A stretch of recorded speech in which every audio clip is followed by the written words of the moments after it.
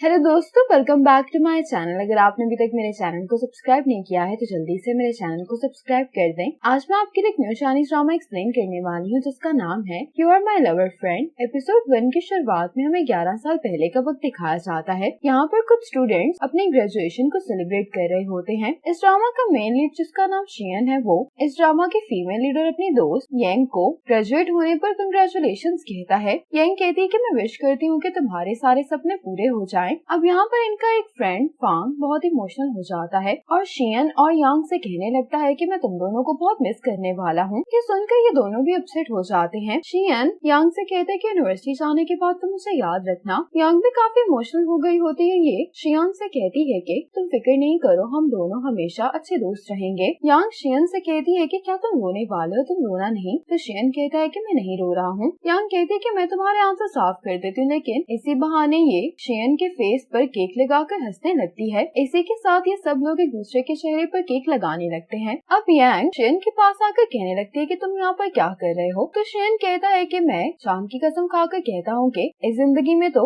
मेरी best friend तुम ही रहोगी। यांग हंसते हुए कहती है कि इस बात में कोई शक नहीं है। अब प्रेजेंट का टाइम दिखाया जाता है। शियन यांग को काम पर जाने के लिए उठा रहा होता है तो यांग कहती है कि मेरा काम 9 बजे शुरू होता है। शियन कहता है कि एक एक्सीडेंट हो गया जिसकी वजह से हमें आज लंबे रास्ते से जाना पड़ेगा। शियन कहता है कि आज तुम्हारा काम का पहला दिन है, इसलिए तुम्हें उठ जाना चाहिए। शियन के उठाने पर यांग उठ जाती है। अब शियन लिविंग रूम की सफाई करने लगता है। यांग बाहर आकर कहने लगती है कि फांग और चियांग कहाँ पर हैं? शियन कहता है कि वो तो कल रात ही वापस चले गए थे। यांग हैरान होते हुए कहते हैं कि क्या तुम कल रात चियांग के साथ लिविंग रूम में सोए थे? शियन कहता है कि तुमने कल रात बहुत ज्यादा ड्रिंक कर ली थी और चियांग ने भी काफी ज्यादा ड्रिंक की हुई थी। तुमने उसको यहीं पर उठने के लिए कह दिया। मैं इसे हैंडल नहीं कर पा रहा था, इसीलिए फिर मैं अकेला इसको यहाँ पर नहीं छोड़ सकता था तो इसके साथ रुक गया। अब शियन और यांग जब काम पर जा रहे होते हैं तो यांग शियन से कहती है कि तुम आराम से कार चलाना, मैं अपना मेकअप करने वाली हूँ। यांग कहता है कि तुम फिक्र नहीं करो। शियन कहता है कि क्या तुम्हें मेरी ड्राइविंग स्किल्स पर भरोसा नहीं है? शियन बहुत आराम से कार चला रहा होता ताकि यांग का मेकअप खराब ना हो। यांग कहती है कि तुम्हें इस तरह से चियांग को अकेले घर पर नहीं छोड़कर आना चाहिए था। तो शियन कहता है कि तुम्हें काम पर छोड़ने के बाद मैं उसको हैंडल कर लूंगा। यांग कहती है कि मुझे कुछ खरीद देना चाहिए था, मुझे काफी भूख लगी है। शियन कहता है कि पीछे वाली सीट चेक करो। ब्रेकफास्ट देखकर यांग बहुत ज्यादा खुश हो जाती है। शियन कहता है कि इन बैग्स में क्या है? यांग कहती है कि इनमें मेरे कपड़े हैं। मैंने ये प्लान किया है कि मैं अपना यूनिफॉर्म ऑफिस में छोड़ा करूंगी ताकि ऑफिस पहुंचने तक मैं अपने कपड़े पहन सकूं। ये सुनकर शियन मुस्कुराने लगता है। अब क्रेडिट ऑडिट ऑफिस दिखाया जाता है। यहाँ पर डायरेक्टर कैन अपने सेक्रेटरी के साथ आते हैं। ये कॉफी देखकर कहने लगते हैं कि क्या यहाँ पर नई कॉफी शॉप खुली है? तो इनका असिस्टेंट कहता है कि हाँ। डायरेक्टर हंसते हुए इस एम्प्लॉय को कहते हैं कि तुम्हारे लिए ये बाल संभालना मुश्किल होंगे। जैसे ही डायरेक्टर यहाँ पर जाते हैं तो असिस्टेंट इन सबको बताता है कि कचरे से तुम लोगों की अटेंडेंस में फर्क पड़ सकता है और जल्दी से तुम अपने बाल भी बांध लो। ये सुनते ही सभी एम्प्लॉय सफाई करने लगते हैं। शियन यांग को ऑफिस लेकर आ जाता है। इससे पूछता है कि क्या कल भी तुम्हें राइड चाहिए? तो यांग कहती है कि नहीं, मेरी कार दोपहर तक आ जाएगी। शियन यांग से कहता है कि मैं उम्मीद करता हूँ कि डायरेक्टर यांग का पहला दिन अच्छा गुजरेगा। यांग अपने आप को शीशे में ही देखे जा रही होती है तो शियन कहता है कि तुम फिक्र नहीं करो, सब कुछ परफेक्ट है। यांग अब शियन को बाय बोलकर यहाँ से चली जाती है। इसके साथ ही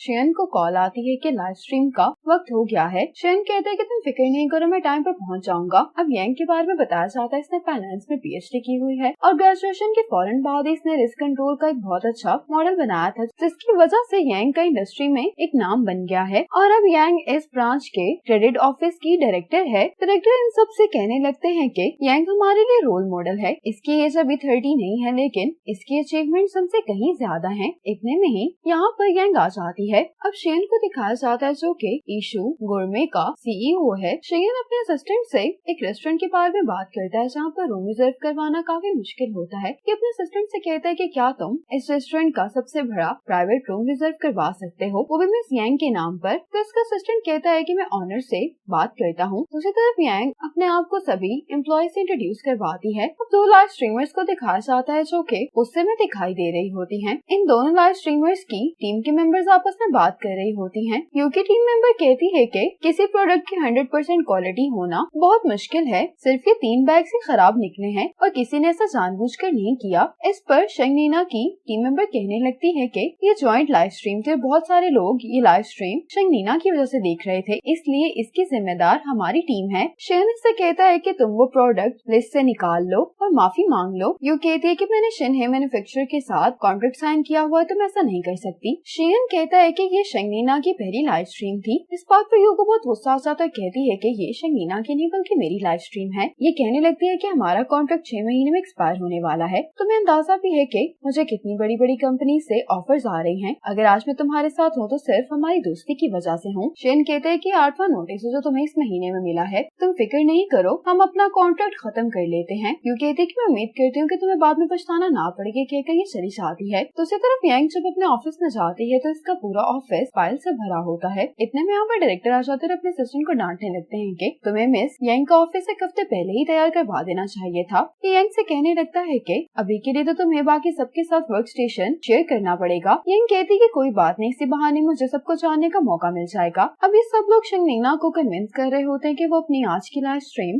पूरी करे। शंगनीना अपने मैनेजर से कहती है कि तुम इतनी जल्दी उनकी बात क्यों मान गई हो। तो मैनेजर कहते हैं कि इन्होंने हमें 1 साल का कॉन्ट्रैक्ट दिया है फूड सिलेक्टर के लिए। ये सुनकर शंगनीना मान जाती है। अब फांग ऑफिस आ जाता है। ये शेन से कहता है कि क्या तुम पागल हो। तो शेन कहता है कि हम दोनों में से इस वक्त पागल कौन दिखाई दे रहा है। फांग कहता है कि ये उतर नहीं रहा इसलिए मैंने ये पहना हुआ है। फांग शेन से कहता है कि अगर प्रोडक्ट में कोई मसला हो भी गया है तो यू इस मसले को बहुत अच्छे से संभाल सकती है। दूसरी बात ये कि फूड लाइव स्ट्रीम की आधी मार्केट उसकी है। हमारे बहुत सारे इन्वेस्टर्स सिर्फ उसी की पॉपुलैरिटी की वजह से हमारे साथ काम कर रहे हैं। अगर तुम उसके साथ कॉन्ट्रैक्ट खत्म करोगे तो वो भी अपनी इन्वेस्टमेंट निकाल लेंगे। शेन कहता है कि तुम बिल्कुल ठीक कह रहे हो, लेकिन अगर हमारी कंपनी सिर्फ यू की वजह से ही चल रही तो भी मुझे लगता है कि इस कंपनी की कोई वैल्यू नहीं है। शेन कहता है कि तुम बात को समझो, यू और हम एक ही सिचुएशन में हैं, इसलिए हम अभी उसकी बात मानकर कॉम्प्रोमाइज नहीं कर सकते। अब शेन यांग को रूम रिजर्वेशन का मैसेज कर देता है। ये देखकर यांग खुश हो जाती है। यांग कहती है कि तुम्हें कैसे मालूम कि मैं अपने कोलीग्स को लंच की ट्रीट देना चाहती हूँ। यांग अब सबको आकर कहती है कि आज मेरा पहला दिन है तो मैं आप सब लोगों को लंच करवाना चाहती हूँ, लेकिन सभी कोई ना कोई बहाना करके यहाँ से चले जाते हैं। फैंग आकर शेन को बताता है कि उन्हें टर्मिनेशन कॉन्ट्रैक्ट साइन कर दिया है। और शेन उसको मैसेज करके कहता है कि क्या कोलीग्स ने तुम्हें ज्वाइन नहीं किया। तो यांग कहती है कि वो सब बिजी थे